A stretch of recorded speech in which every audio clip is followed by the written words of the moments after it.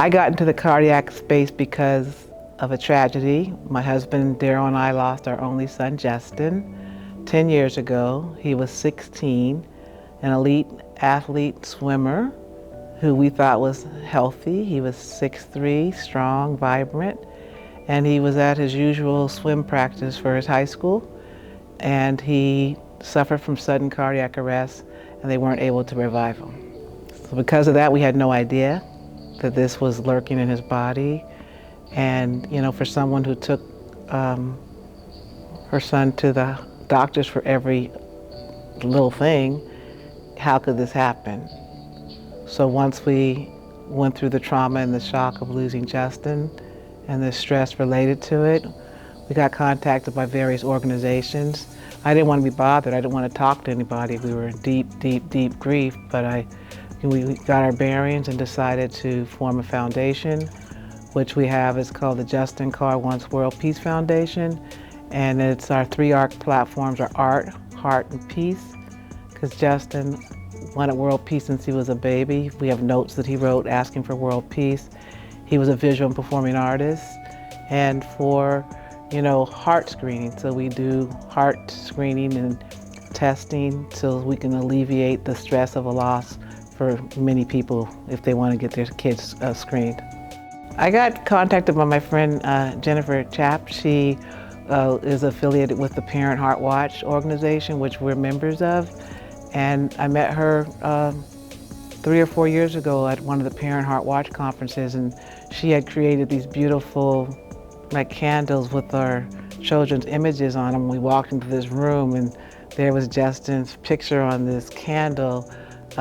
Looked like a real candle, but it was a beautiful artistic piece, and it took our breath away. And from then we contacted her, and over the years I've had Friendsgiving events for other parents who have lost their kids, and this was one that I contacted Jennifer a few years ago. I said, can you make some more for these parents so they can always see the light in their child?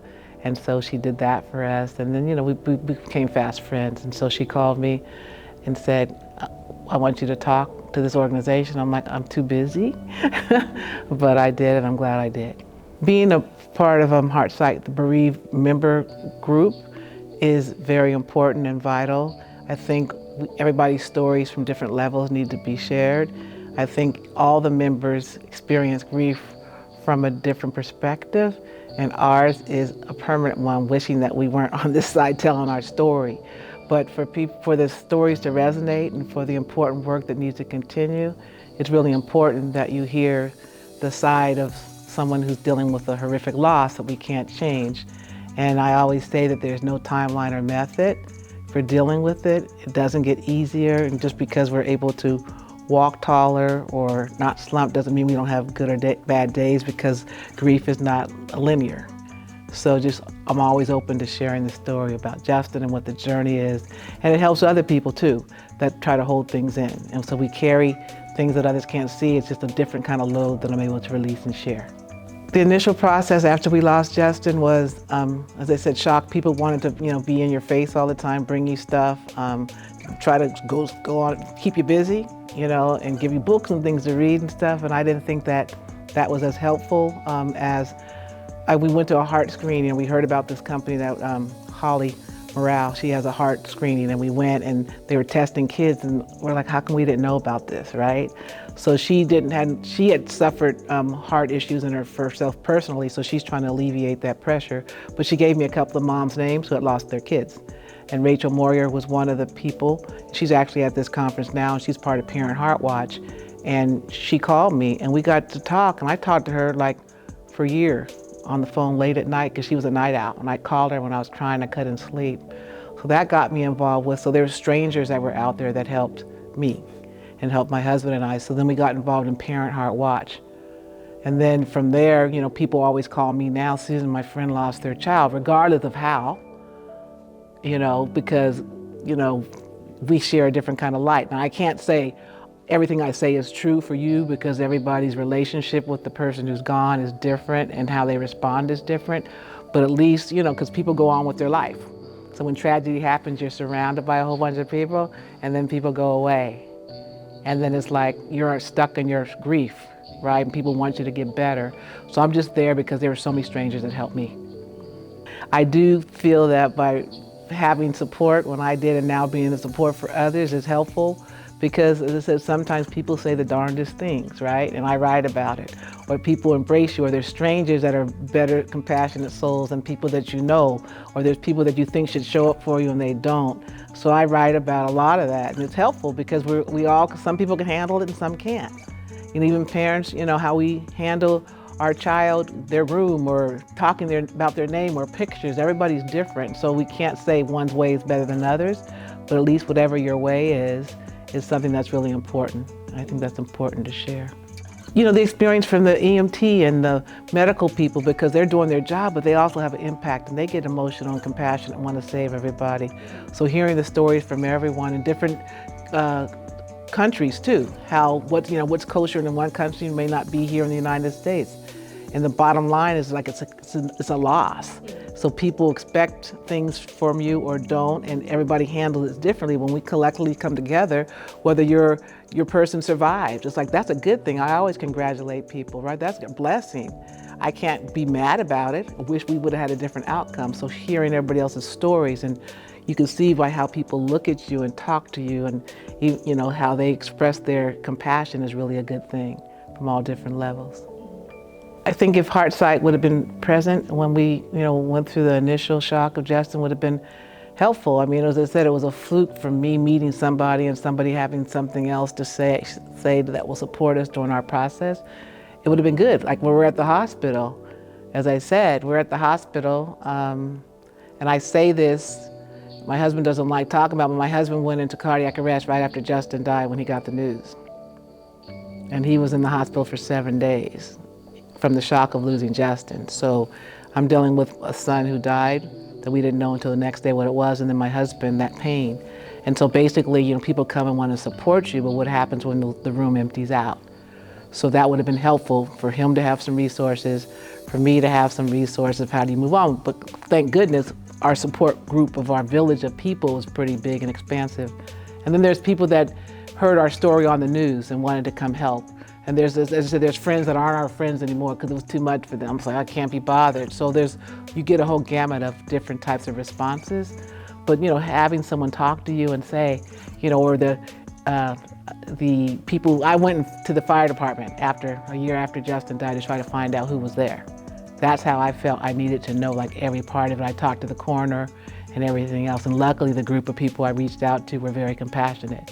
But as a mom, I needed to know like, what was my child like? Did you do everything you could to save them? And they were really, really good about that response. And I wrote about it because I waited in this firehouse all by myself until they all came in. And 14 guys came in, and the last one was the one that was with Justin that day. And I just wanted to know, just for my peace of mind. And they were human, and they had compassion. They didn't take it as a business. They took it personal, trying to help and save my son. I think that, the stages when I had the year after Justin died, and that's another word, people don't like to say the word died, death, I say it. I went back to our church because Justin was an acolyte and in the choir and everything, but I couldn't go for that year because I would cry. I'm like, all I do is see him everywhere. And I remember after, and all the people came up to me, and this woman that I know, she goes, "Aren't you done yet? It's been a year since Justin died." And I looked at her and I'm crying, and I said, "There's no stages." I said, "What if your son Nick died?" And she just like, I can't imagine, right? So people think like you're at this stage of the 5 stages of grief, which Dr. Kubler-Ross did. It's for the people who had chronic illnesses, I think it was. It's not for the living. So you can't say I'm at this stage and then I'm done. It's a year. It's never. There's no timeline or method. So, with all the books and things that I got, I went to the grief recovery method. And I went because of Justin.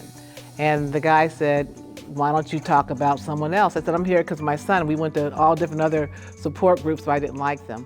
And so I went through the process and realized that, we've been taught to be strong and suck it up and they're in a better place.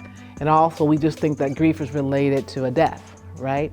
Well, it's not. It could be a trauma, loss of trust or safety, moving, losing a pet, COVID, trauma, divorce, relationships, there's the response, it's a natural response to grieve.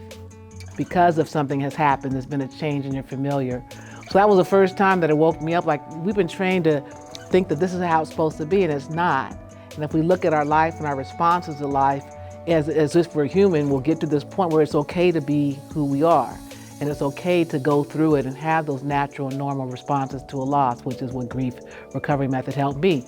So regardless of where I'm talking to or where I'm talking or what kind of group, I always give my story about, yes, this is my career, this is my family, and then boom, we had a child that died. And people are like, how could you stand up and talk? Because you can't look at people and say their lives are perfect and that we carry things that people can't see. And so I've learned that all the things that we carry, the only thing that we can keep is the loss. We can get rid of the guilt and the regret and our belief systems of how we've been taught. But our losses that we have to carry regardless of, how long. We can't change those. Well, it's been very good for Heartsight to have different perspectives of different people from different countries and nationalities and upbringings and religions. Everybody has different thoughts. So it's good to understand and see how people feel. But the bottom line, what I see is unique, is the same, is we're human and we have emotions and we need to be heard. We need to be seen. So it's almost like I always use the thing, a heart with ears, and that's what I think Heartsight does. It's going to be, we're here for people on all different capacities. Because I said, even the medical professionals, the doctors, the families, the patients, they all have a different kind of loss, and we have to just carry those with us and have that support.